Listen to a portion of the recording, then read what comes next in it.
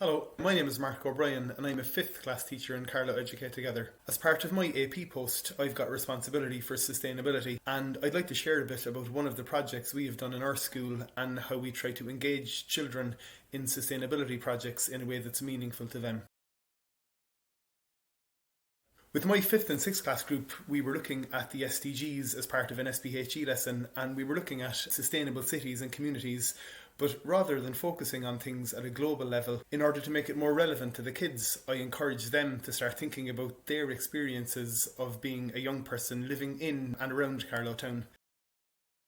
The class group examined how our town was set up for its young people, and they looked at 4 broad areas: the built environment, public spaces, streetscapes and travel.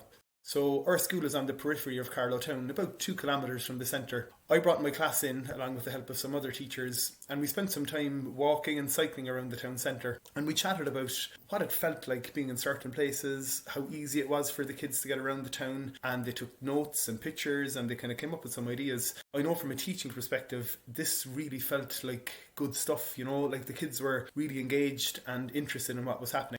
As part of this kind of project, I contacted Clare Breen, who's the children and family curator in the visual gallery, and she organised a workshop for the kids based on the topics they were exploring. I also contacted Muireann Ranta, who's a lecturer in SETU who specialises in children's rights. So she linked in with us as well, and she gave the kids some great validation on their rights to be listened to as young people of our town. Clare then kindly offered us a space in the visual gallery to exhibit and present our project. So we went about contacting people we felt should be there to listen. The children emailed the Carlow County Councillors and 5 of our local TDs, the council engineers responsible for active travel projects, the county architect, the environmental officer, and other interested parties in the town like the Green Campus Committee from SETU and some other community groups and the local press. The presentation went brilliantly. The kids were fantastic. They were really well prepared, articulate, and they spoke with great passion and enthusiasm. The assembled adults were, for the most part anyway, very receptive, and they listened to the children's research and their ideas for potential change. So Muireann, the lecturer from SETU who specialises in children's rights, she also addressed the politicians and the stakeholders about how best we can facilitate the inclusion of young people's opinions, and it was a really thought-provoking speech, and she asked the assembled adults to bear in mind their listening responsibilities as duty bearers under the UN Convention of the Rights of the Child. And I guess in short, we as adults need to respect and value children's opinions as rights holders in our society. Kathleen Funchion, who attended, she's also the chairperson of the Oireachtas Committee on Children, so we speculatively emailed her and we thanked her for her presence at our presentation, and we got a really nice response inviting the class group to present their work to the committee in Leinster House. The kids practiced a bit and they refined what they wanted to say, and we headed up to Dublin on the train for the day, and it was a brilliant experience. And again, the kids did really well. They spoke to the members of the committee about how they felt in some ways they were being shortchanged, I guess, in many regards maybe, as citizens of our town.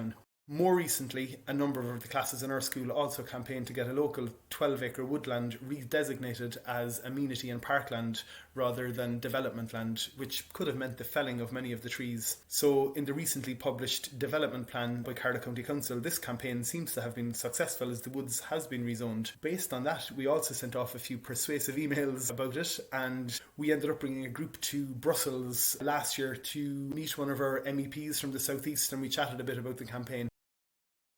So I think we as teachers have a part to play in trying to help children assert this influence in spaces and to respect and value children's opinions as rights holders in our society.